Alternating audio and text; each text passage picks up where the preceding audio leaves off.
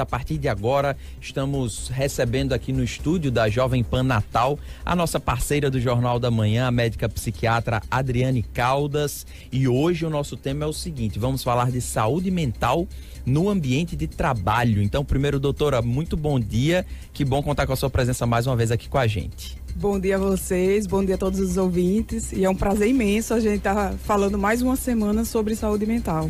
E aí eu já começo perguntando assim, como a gente pode observar alguns tipos de comportamento que despertem mesmo para esse cuidado com a nossa saúde mental, quando a senhora fala assim de saúde mental no ambiente de trabalho? A gente está falando sobre o assédio moral, a gente está falando sobre a competitividade entre colegas. O que seria, como é que seria a gente abrange esse tema dentro do ambiente de trabalho?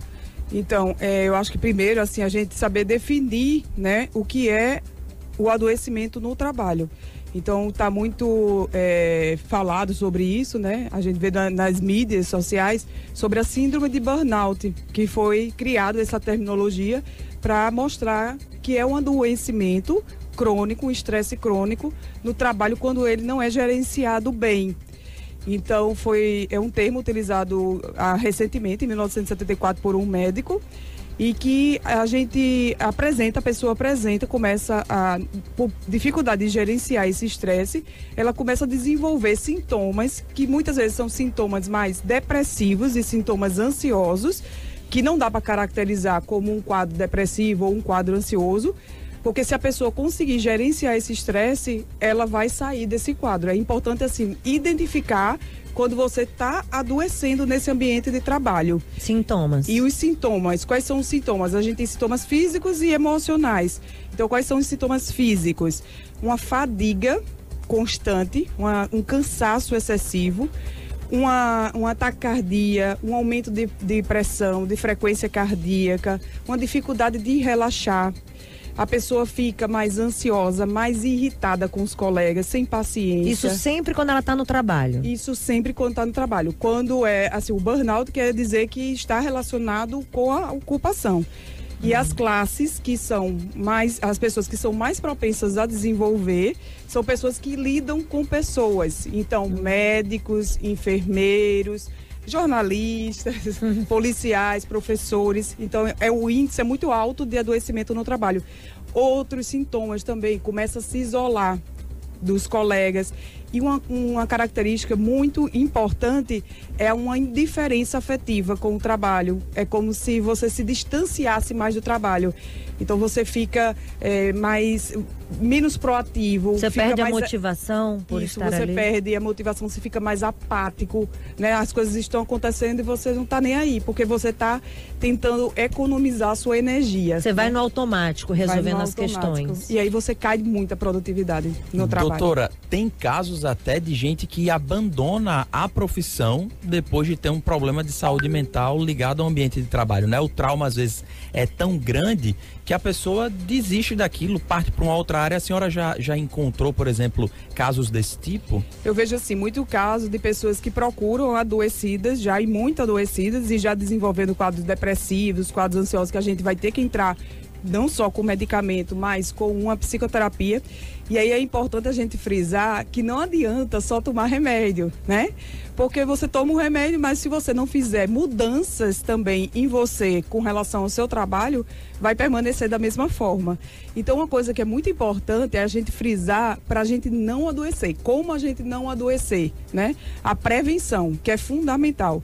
Então, de você poder equilibrar as forças, o que é que lhe recarrega, o que é que recarrega a sua bateria e o que é que descarrega. Então, o que carrega a sua bateria, você tem que priorizar. E aí, o que é que pode ser feito? Atividade física é fundamental para você controlar a ansiedade, o estresse, né? Você ter uma alimentação bem equilibrada, a questão do sono, né? Dormir bem, evitar o uso de telas excessivos para ter um sono de qualidade, lazer e tempo de qualidade nas suas relações. Tempo de qualidade com sua família, né? Com seus amigos, de você poder brincar com seus filhos, ter momentos de lazer. E não precisa, isso não é custo. Às vezes é você ir para um clube ou ir para um bosque, né? Fazer uma caminhada com os amigos, isso já ajuda muito. Então você ter esse equilíbrio, porque às vezes as pessoas priorizam muito o trabalho e não olham para o que é positivo para que você consiga viver bem no trabalho. Aqui no nosso canal tá o Robson. Robson é de Minas Gerais, e tá atento aqui à entrevista. Aí ele pergunta o seguinte: o uso, acho que você até falou agora, doutor, o uso em excesso do celular pode causar problemas mentais ou a falta dele? Sim. Eu que queria até destacar, complementando o Robson, que nesse sentido de ambiente de trabalho, hoje em dia o WhatsApp geralmente virou uma ferramenta que a gente usa o dia inteiro, né? Acho que a maioria das profissões, você tem ali o grupo da família, o grupo dos amigos e o grupo do trabalho, que o pessoal fica ali falando de trabalho ao longo do dia. Então, o que é importante é quando você deu o seu horário assim, você tentar desligar um pouquinho daquele grupo, né? De não ficar tanto envolvido naqueles assuntos do trabalho quando você está no seu descanso. Isso mesmo, é um equilíbrio que você tem que ter, né? Saber dizer não, que é importantíssimo no ambiente de trabalho, mas como dizer não? Uma coisa que é importante dizer, essa questão do celular, né? Realmente, assim, a gente já sabe que a tela azul, ela atrapalha a ação da melatonina. Então, assim, evitar o uso de celulares à noite, de televisão, que emite essa luz azul. Porque senão vai atrapalhar seu sono, às vezes vai deixar você mais excitado ou então mais preocupado. Se vem uma notícia ruim, como é que você vai dormir bem, né? Então, assim, eu acho que ter esse equilíbrio, ter esse limite, né? E saber dizer não a isso. E o excesso de tela também, a gente já está vendo hoje em dia, como se as pessoas estivessem dependentes mesmo da tecnologia, né? Não consegue se desligar. Muitas crianças dessa forma. E aí, quando você fica sem esse contato, você entra como numa crise de abstinência mesmo. Então, tudo em excesso. Eu acho que na vida a gente sempre tem que tentar, né? Buscar um equilíbrio. Isso é o mais importante, até no ambiente de trabalho. Você focar no trabalho, o trabalho é importantíssimo, né? Mas também priorizar na sua agenda, fazer uma agenda semanal em que você priorize primeiro você na agenda, porque a gente vê muito, né, as pessoas priorizando muito o trabalho em detrimento da sua vida pessoal e da sua saúde física, da sua saúde mental. Às vezes a pessoa trabalha tanto e não olha para si e cuida de todo mundo, cuida da família e não cuida dela mesma. Então, colocar na sua agenda semanal você, né? Se você conseguir incluir você, fazer atividade física, cuidar de você, fazer um hobby que você gosta. Aí tem pessoas que dizem, faz tanto tempo que eu não faço nada que eu não sei nem o que é que mais é o que eu gosto, né? E a gente precisa olhar isso, rever, assim, na infância, o que é que você gostava de fazer. Por exemplo, no meu caso, eu adoro bicicleta, adoro bike. Quando eu era criança, eu adorava andar de bicicleta. Então, assim, tem atividades, não gosto muito de musculação, tenho que fazer musculação, faço. Mas não é uma coisa que eu gosto. Agora, a bike é um prazeroso. Então, a gente precisa descobrir o que é que nos dá prazer na atividade física. É essencial. Perfeito. Tem também aqui o Gudson Barbalho dizendo que esses dias ouviu a expressão burn on.